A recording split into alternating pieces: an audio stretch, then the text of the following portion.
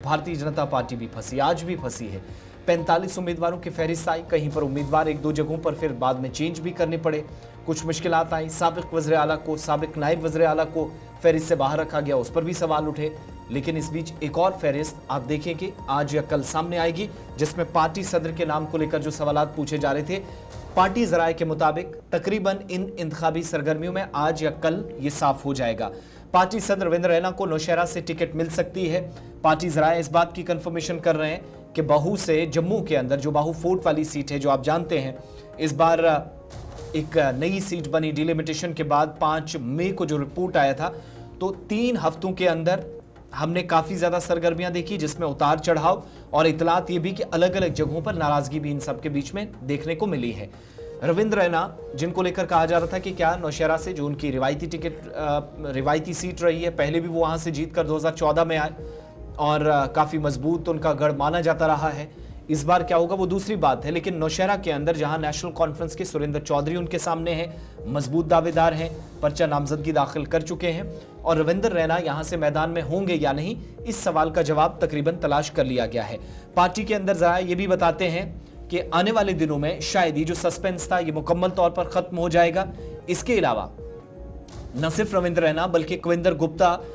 जिनको लेकर कहा जा रहा था कि गांधीनगर या फिर बहू वाली सीट, तो पार्टी के जो वाइस प्रेसिडेंट हैं उनको बाहू सीट से उतारा गया है। इसके अलावा पवन खजूरिया का नाम भी उधमपुर ईस्ट कॉन्स्टिट्यूंसी से जो बिल्कुल पार्टी जराये ने इस बात की तस्दीक की है कि उनका नाम लगभग तय है। और आइंदा दिनों में ये सारे जो कैंडिडेट्स हैं,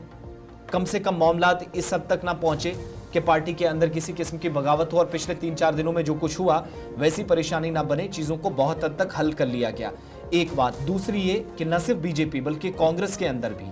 इतलात यह है कि कांग्रेस भी इसी तरह की कोशिशें कर रही है, जो कुछ बीजेपी में हुआ वो उनको सहना ना पड़े,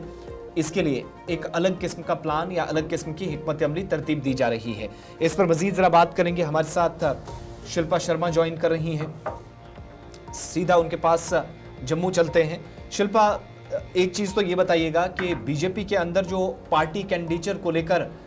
जो एक तरह से क्योस और कंफ्यूजन था, और पार्टी प्रेसिडेंट का, पार्टी के वाइस प्रेसिडेंट का, फॉर्मर डिप्टी चीफ मिनिस्टर का नाम पहली और दूसरी लिस्ट में ना आना, बहुत सारी चीजें इस तरफ इशारा कर रही थी कि शायद इन नामों को ग्रीन सिग्नल ना मिले। लेकिन जैसे जैसे हम लास्ट फेज की तरफ जा रहे हैं, 90 सीट्स पर ऑलमोस्ट कैंडिडेट कंप्लीट करने जा रही है बीजेपी,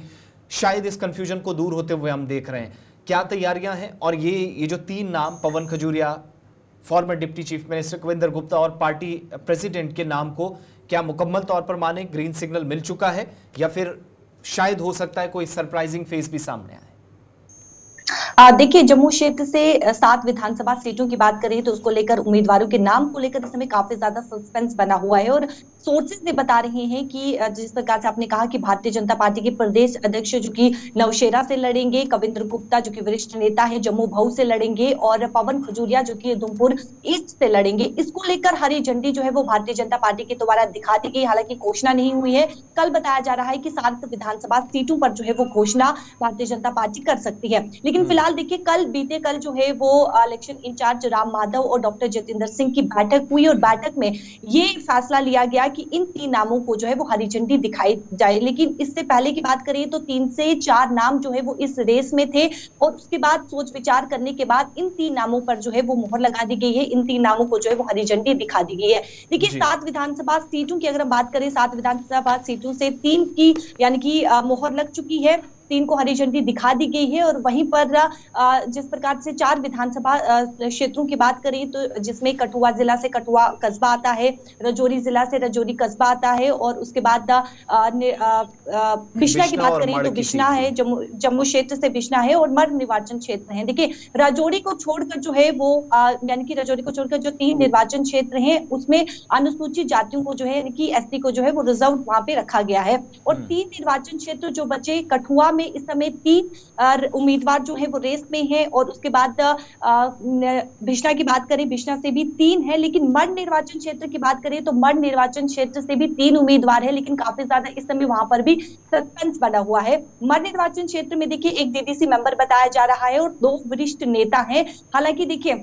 जिस प्रकार से इस समय ये सस्पेंस बना हुआ है, क्योंकि पिछले साल इस निर्वाचन क्षेत्र को जो है वो आरक्षित जो है वो घोषित किया गया था, रिजर्व किया गया था। और इस समय जो अटकलें लगाई जा रही हैं कि इन तीनों में से जो है वो किसी का नाम जो है वो सामने आ सकता है, तो यहाँ पर भी काफी ज्यादा सस्पेंस बना हुआ है। तो कल 7 विधानसभा सीटों के नाम की घोषणा जो है वो हो सकती है, लेकिन फिलहाल तीनों के जो नाम है, यानी नौशेरा से भारतीय जनता पार्टी के प्रदेश अध्यक्ष रविंद्र रैना, कविंदर गुप्ता बहू से, और साथ ही साथ पवन खजूरिया की बात करें, पवन खजूरिया जिन्होंने 2014 में जो है वो विधानसभा चुनाव इतनी देर से नामों का ऐलान करना, बड़े चेहरों को वापस मैदान में उतारना, क्या ये एक तरह का प्रेशर भी माने? क्योंकि मैंडेट पॉलिटिक्स में बीजेपी को भी काफ़ी ज़्यादा पिछले दिनों हमने देखा हंगामे का सामना करना पड़ा, जो कुछ कटरा के अंदर हुआ, फिर जो अखनूर के अंदर जो कुछ हुआ, मड़ को लेकर भी बहुत सारे लोग पार्टी के दफ्तर तक प्रोटेस्ट करने पहुंच गए। तो इस प्रेशर का इतना असर हम देख रहे हैं, या वाकई में यही प्रेशर माने कि बहुत लेट से एक साथ नाम नहीं आ रहे हैं? अभी भी 3 नाम अगर ये अनाउंस आज या कल हो जाते हैं तो अभी भी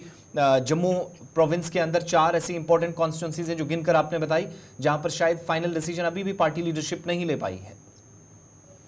देखिए, इस समय निराशा भी कार्यकर्ता में काफी ज्यादा नजर आ रही है। छम्ब से भी कार्यकर्ता पहुंचे थे, मर्द से भी कार्यकर्ता पहुंचे थे, तो उस समय एक माना जा सकता है कि प्रेशर काफी ज्यादा बना हुआ है। इसीलिए धीरे धीरे जो है वो नाम की अनाउंसमेंट की जा रही है, क्योंकि देखिए 3 नाम की जिस प्रकार से बात की गई है, हालांकि नौशेरा से रविंद्र रैना जिन पे पहले ही मोहर लग चुकी थी, और सब ये मानने को, यानी कि सबके ध्यान में था कि नौशेरा से जो है वो रविंद्र रैना ही लड़ेंगे, तो उन पर पहले से ही मोहर लग चुकी थी। लेकिन धीरे धीरे जो है नामों की घोषणा जो है वो की जाएगी, क्योंकि इस समय काफी ज्यादा प्रेशर भी बना हुआ है भारतीय जनता पार्टी पे। क्योंकि आप देखिए कठुआ कस्बे की बात करें तो वहां से जो 3 उम्मीदवार हैं, और साथ ही साथ बिश्ना की बात करें वहां से भी 3 उम्मीदवार यानी कि रेस में है, तो वहां पर भी काफी ज्यादा इस समय दबाव जो है वो देखने को मिल रहा है, और तीनों अपनी तरफ से प्रयत्न कर रहे हैं कि उम्मीदवारों की बात चल रही है कि 7 उम्मीदवारों की और एक फहरिस्त जारी हो सकती है, तो वो जो 7 होंगे वो सिर्फ जम्मू सूबे के उम्मीदवार होंगे, या कश्मीर सूबे के कुछ उम्मीदवारों का नाम भी उसमें शामिल हो सकता है जिनको टिकट मिल सकती है? जो बिल्कुल देखिए 7 विधानसभा सीटों को लेकर और साथ ही साथ श्रीनगर के 2 सीटों को लेकर भी कल जो सोर्सेस हमें बता रही हैं कि कल जो है वो नाम की घोषणा जो है वो की जा सकती है। बहुत बहुत शुक्रिया डिटेल्स देने के लिए। शिल्पा हमारे साथ जम्मू से ज्वाइन कर रही थी और बता रही थी कि बीजेपी के खेमे के अंदर क्या चल रहा है। 3 बड़े नामों को क्लियरेंस लगभग मिल चुका है या मिलना तय है। पार्टी जरा इस बात की तस्दीक कर रहे हैं, आज या कल तक मजीद इस पर वजाहत कर दी जाएगी। अभी भी 4 ऐसे नाम हैं जिसमें बिश्ना है, मड़ है, राजौरी टाउन है, बाकी सारी सीट्स जो कि एससी के लिए ऑलरेडी आप सब जानते हैं रिजर्व हैं, तो ये 4 सीटें अनाउंस करनी बाकी थी। इसके अलावा कठुआ का जो मेन टाउन है वहाँ भी, और पिछले दिनों जब अनाउंसमेंट हुई तो कठुआ वाली साइड से अगरचे कम आवाज़ें उठी, लेकिन जम्मू प्रॉपर या फिर इसके अलावा मड़ वाली साइड से, फिर अखनूर वाली साइड से हमने देखा काफ़ी ज़्यादा नाराज़गी का इजहार पार्टी काडर की जानिब से किया गया। तो वो एक सारी सूरत हाल दोबारा ना बने, इसलिए सोच समझकर शायद पार्टी लीडरशिप इस वक्त फैसले ले रही है, और ताख़ीर भी ये एक वजह हो सकती है।